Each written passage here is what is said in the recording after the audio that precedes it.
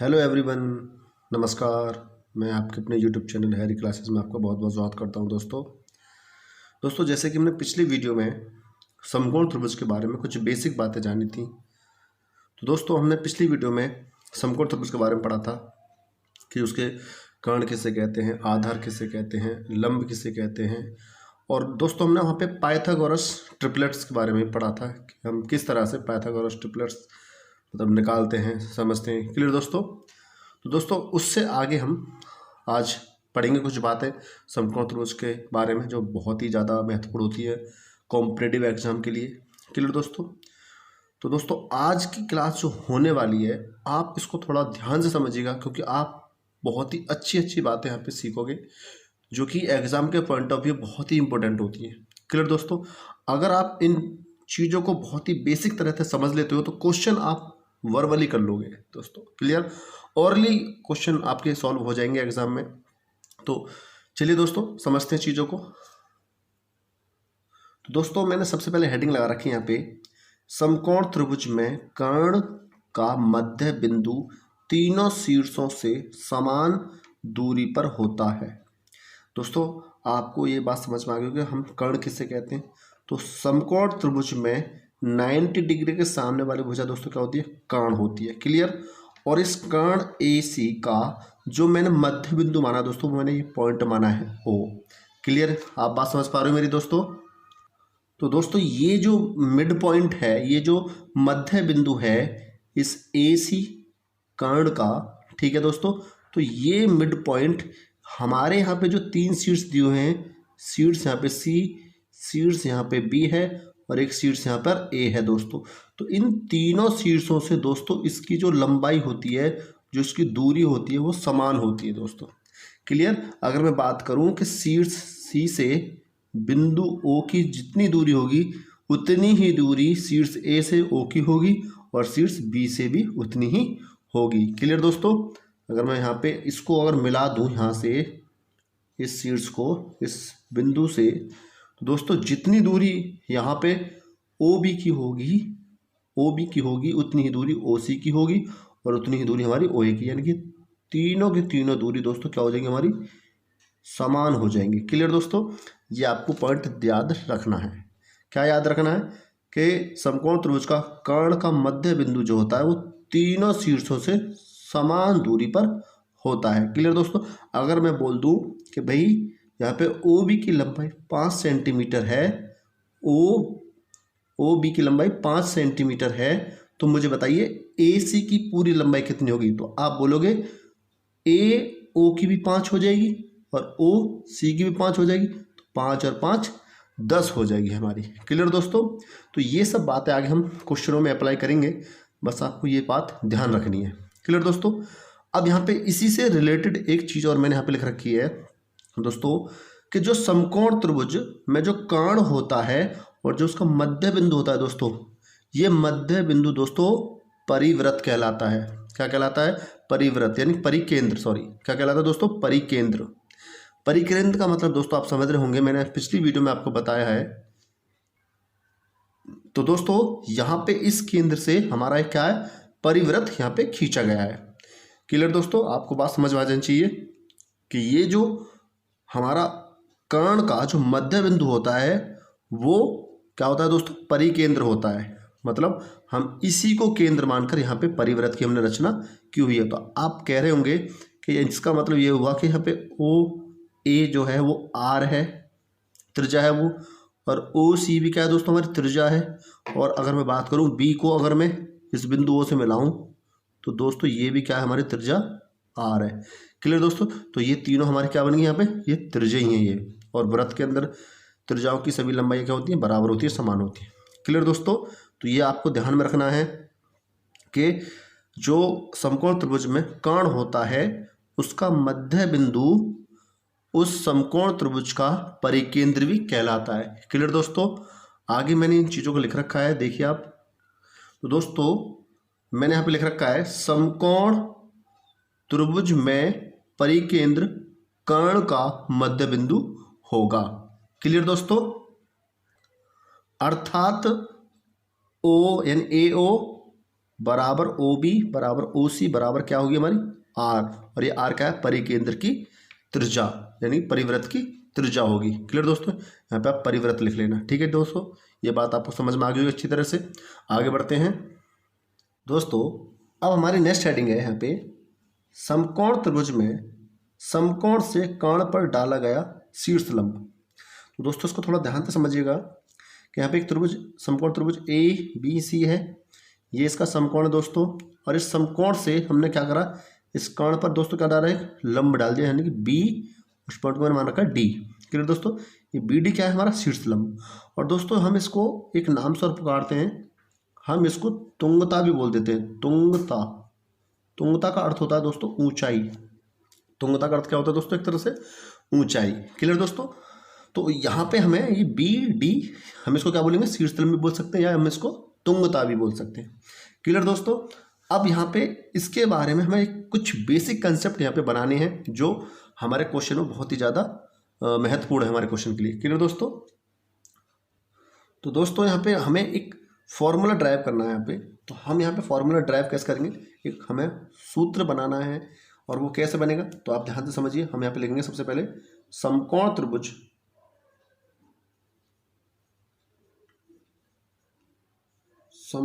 त्रिभुज A B C में, A B C में।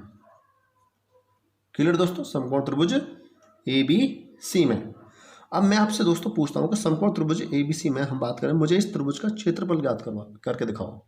तो आप बोलोगे इस त्रिभुज ए बी सी का जो क्षेत्रफल होगा वो एक होगा 1/2। क्षेत्रफल क्या होगा दोस्तों, इसका क्षेत्रफल होगा 1/2 गुणा आधार। तो आधार कौन सा दोस्तों इसमें, बी सी। आधार क्या मान लेते हैं हम, बी सी, मतलब यहाँ पे आधार लिखते हैं पहले, आधार गुणा ऊंचाई, ये हमारा फॉर्मूला होता है। क्लियर दोस्तों, तो हम लिख देंगे 1/2, आधार कौन सा दोस्तों, बी सी, और ऊंचाई कौन सी दोस्तों, ए बी। ऊंचाई ये है ए बी। क्लियर दोस्तों, ये बात आपको समझ में आ गई होगी। अब दोस्तों आप बोल रहे होंगे कि यहाँ पे एक शीर्ष लंब और हमने यहाँ पे खींचा है जो बी डी है। तो दोस्तों यहाँ पे तो मैं थोड़ा गौर से समझना है इस बात को कि अगर मैं इस समकोण त्रिभुज को थोड़ा इस तरह से मोड़ दूं कि इसका मैं आधार ए सी को बना लूं। ध्यान से समझना दोस्तों, क्योंकि ये जो शीर्ष लंब है ये किस पर स्थित है, ये भुजा ए सी पर, यानी कर्ण ए सी पर स्थित है। मतलब कि दोस्तों ध्यान से देखना, मैं इसको अगर इस तरह से देखूं, जैसे मैंने यहाँ पे एक आकृति बना रखी है ये रही, अगर मैं इस तरह से देखूं इसको, मतलब ए सी को मैं नीचे मैंने आधार बना दिया, इसको ए सी को मैंने नीचे आधार बना दिया, और बी, और यहाँ पॉइंट मान लेता हूँ मैं डी। क्लियर दोस्तों, और यहाँ पे बी डी क्या है, हमारी ऊंचाई है, शीर्ष लंब ऊंचाई है हमारी। बात समझ पा रहे हो दोस्तों। तो इस स्थिति में मैं त्रिभुज का क्षेत्रफल ज्ञात करूँ तो आप क्या बोलोगे, तो 1/2 आधार गुणा ऊंचाई। तो आधार कौन है, ए सी, और ऊंचाई कौन है, बी डी। बात समझ पा रहे हो दोस्तों। अगर इस त्रिभुज को हम इस तरह से देखें तो अब क्षेत्रफल क्या निकलेगा, तो आप बोलोगे आधार बन गया ए सी और ऊंचाई है बी डी। मेरी बात समझ पा रहे हो दोस्तों, दोनों त्रिभुज एक ही हैं, ये दोनों त्रिभुज एक ही हैं, बस इसको मैंने इस तरह से रख दिया है। तो क्षेत्रफल क्या बनेगा इस स्थिति में, तो क्षेत्रफल बनेगा इस स्थिति में आप, तो आप इसको लिख सकते हो यहाँ पे किस तरह से,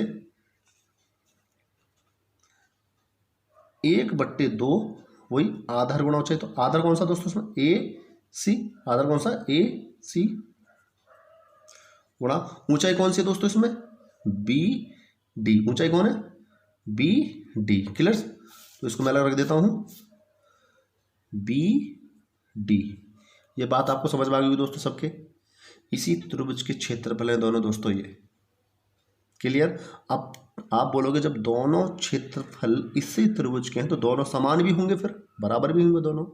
तो मैं इनको क्या रख देता हूं इस प्रकार, 1/2 गुणा बी सी गुणा ए बी बराबर 1/2 गुणा ए सी गुणा बी डी।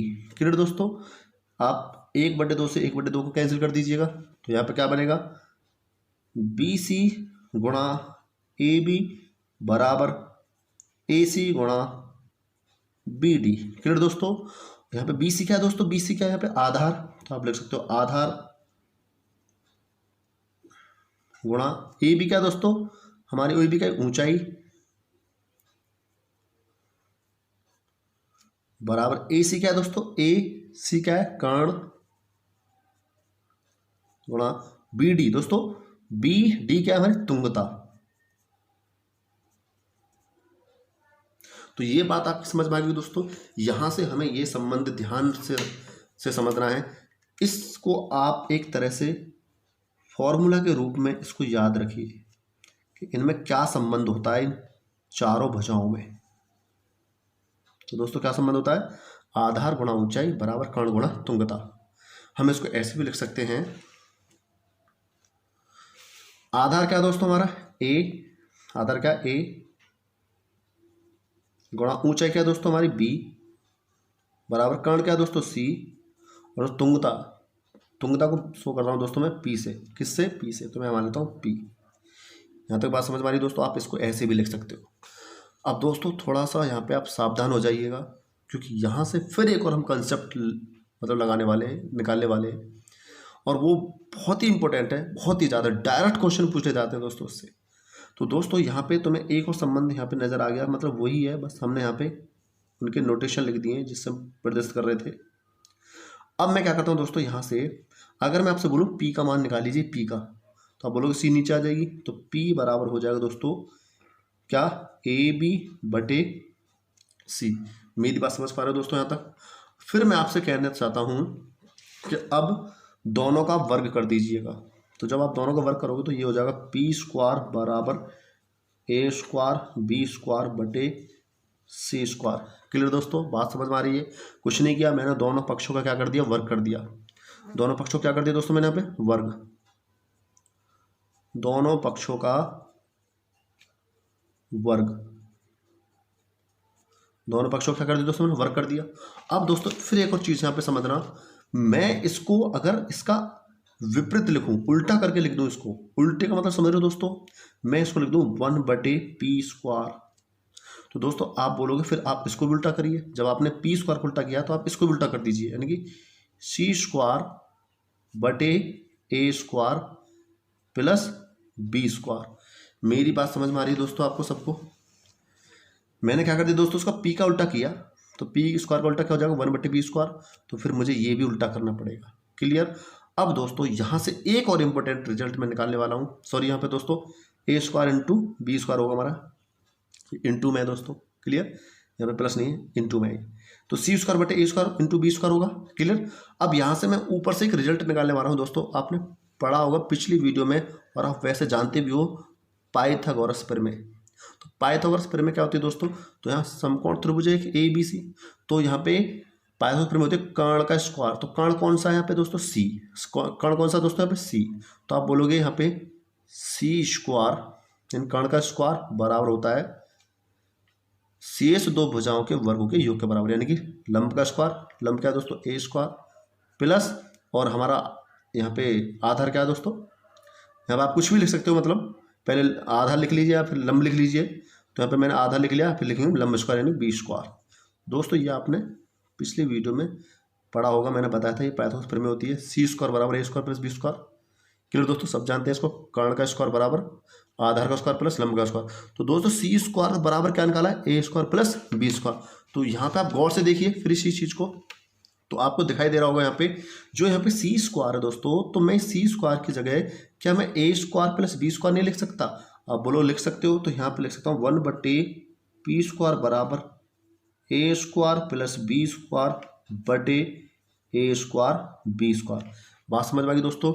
आपको यही अपना रिजल्ट एक बना के रखना है। डायरेक्ट क्वेश्चन पूछा जाता है दोस्तों एग्जाम में, इस पे बहुत ही ज़्यादा इंपॉर्टेंट फॉर्मूला है ये दोस्तों आपके लिए। बहुत ही इजी क्वेश्चन आते हैं इस पर, लेकिन दिखने में बहुत हार्ड से लगते हैं, लेकिन दोस्तों बहुत ही इजी हो जाते हैं इस फॉर्मूले से। और हम इसको दूसरे रूप में लिख सकते हैं दोस्तों, यहाँ पे क्या, इसको मैं लिख सकता हूँ 1/p स्क्वायर बराबर ए स्क्वायर के नीचे अगर मैं ए स्क्वायर बी स्क्वायर लिख दूँ एक बार, कैसे, ए स्क्वायर बटे ए स्क्वायर बी स्क्वायर लिख सकता हूँ, प्लस फिर बी स्क्वायर बटे ए स्क्वायर बी स्क्वायर लिख सकता हूँ दोस्तों। क्लियर। और यहाँ पे आप क्या करने वाले हो, आप बोलोगे यहाँ से ए स्क्वायर से ए स्क्वायर कैंसिल, यहाँ बी स्क्वायर से बी स्क्वायर कैंसिल। क्लियर दोस्तों। तो फिर एक और हम लिखने वाले हैं इसको क्या कि 1/पी स्क्वायर बराबर, यहाँ बचा दोस्तों ऊपर 1/बी स्क्वायर प्लस 1/ए स्क्वायर, या इसको आप सीधा भी लिख सकते हो, सीधे क्रम में लिख सकते हो आप। कैसे कि 1/पी स्क्वायर बराबर 1/ए स्क्वायर प्लस 1/बी स्क्वायर। तो दोस्तों ये भी आपका एक रिजल्ट ही है, ये भी डायरेक्ट क्वेश्चन पूछ लिया जाता है, या तो वो इस फॉर्म में पूछ लेगा, या तो इस फॉर्म में पूछ लेगा, या आपसे ऊपरली वाली फॉर्म में पूछ लेगा दोस्तों। क्लियर। ये बात दोस्तों आपको समझ में आई होगी। अगर नहीं आई दोस्तों तो एक बार प्लीज़ दोबारा से वीडियो को देखिए, 100% समझ में आ जाएगी दोस्तों। और जब मैं क्वेश्चन कराऊंगा ना तो मैं गारंटी देता हूँ इस चीज़ की कि आप 20 सेकंड या 15 सेकंड से ज़्यादा किसी भी क्वेश्चन पे नहीं लोगे, चाहे कितना ही बड़ा क्वेश्चन से। क्लियर दोस्तों। तो आगे बढ़ते हैं अब नेक्स्ट पॉइंट पर। दोस्तों अब हम नेक्स्ट पॉइंट पर आते हैं। नेक्स्ट पॉइंट क्या दोस्तों हमारा, समरूप त्रिभुज पर आधारित महत्वपूर्ण तथ्य है। दोस्तों यहाँ पे हमें कुछ और इम्पोर्टेंट चीज़ समझनी है। यहाँ पे पहले दोस्तों आप समझ रहे होंगे कि ये समरूप त्रिभुज क्या होता है दोस्तों।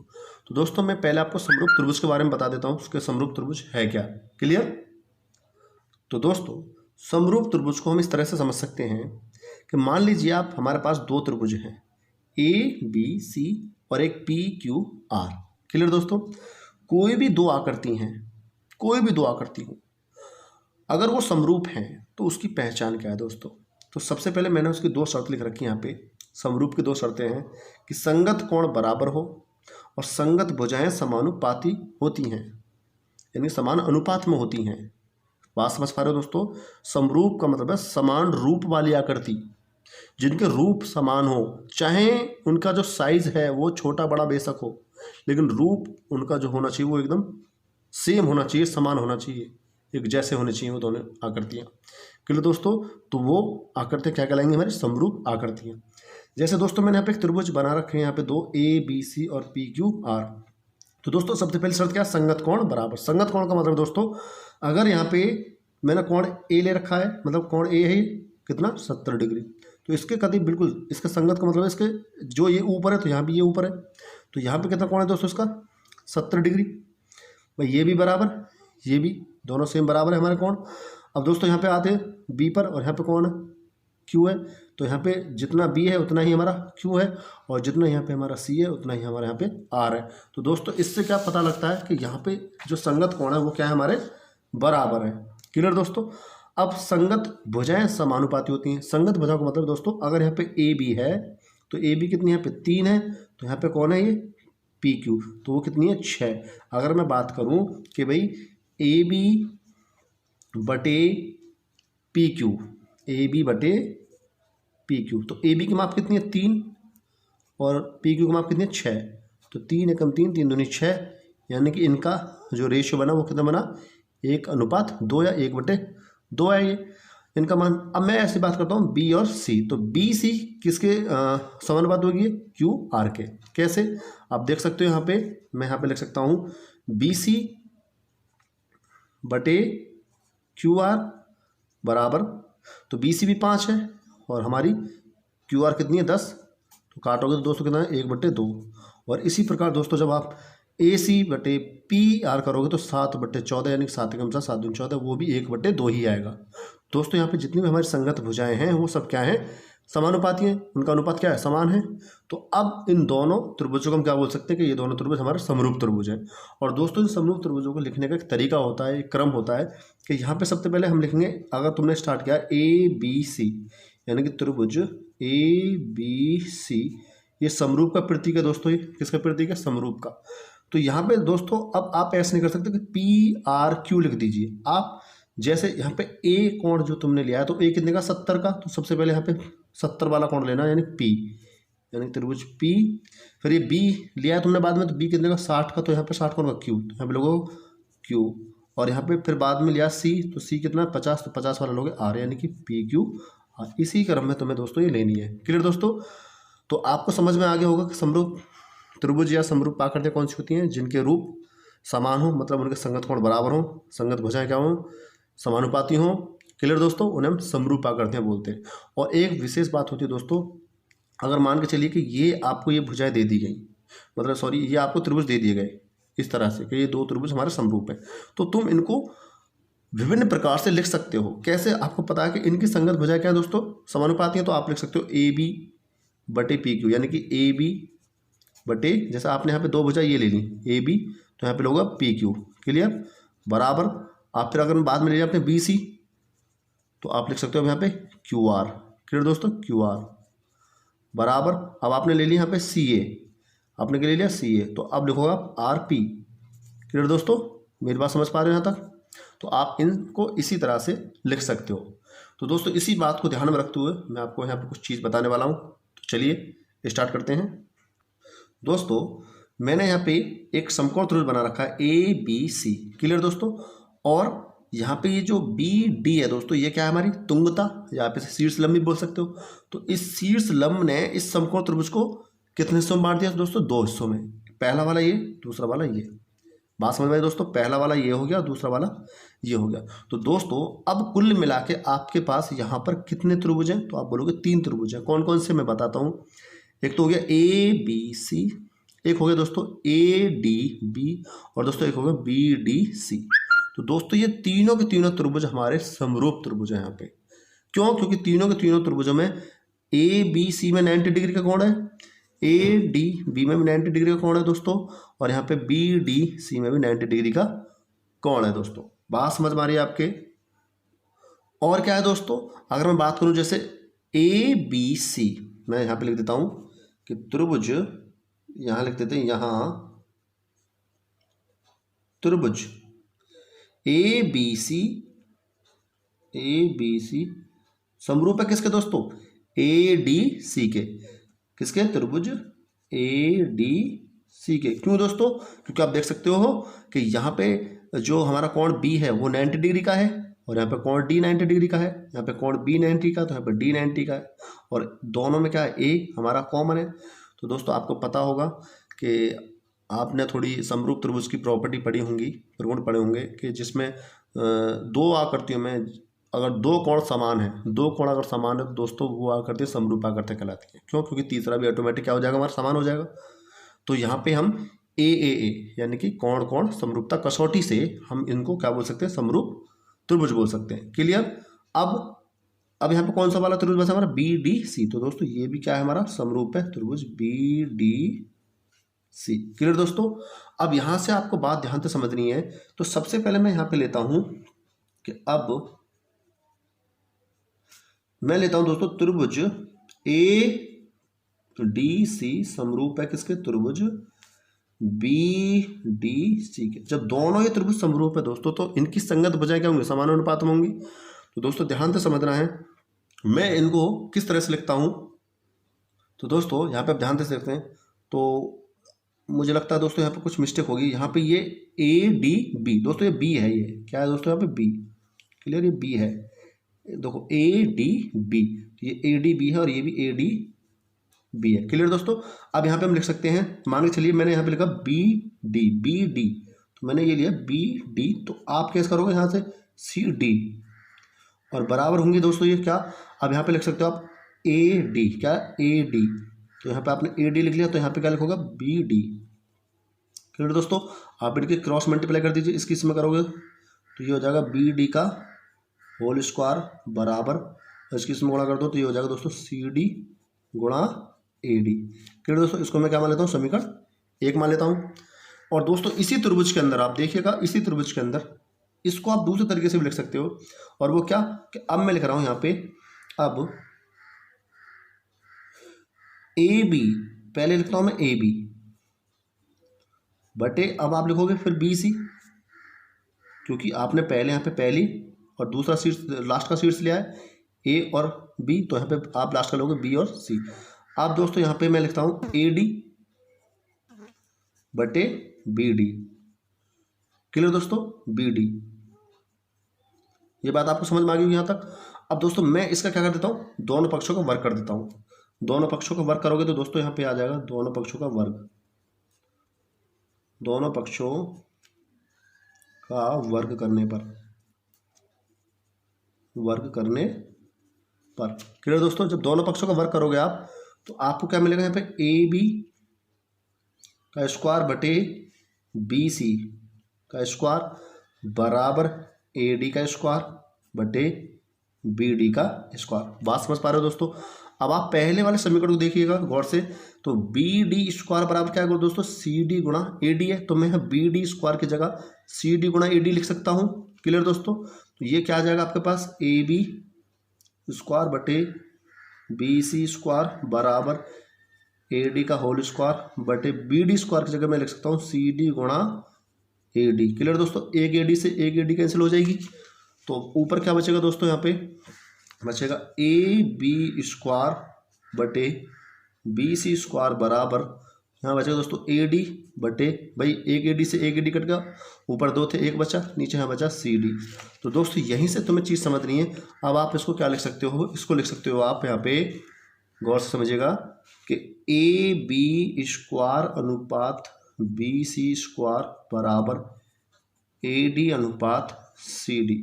क्लियर दोस्तों, ये आपके पास एक रिजल्ट आया है बहुत ही इंपॉर्टेंट, जिसकी मदद से आप बहुत ही अच्छे अच्छे क्वेश्चन निकालोगे।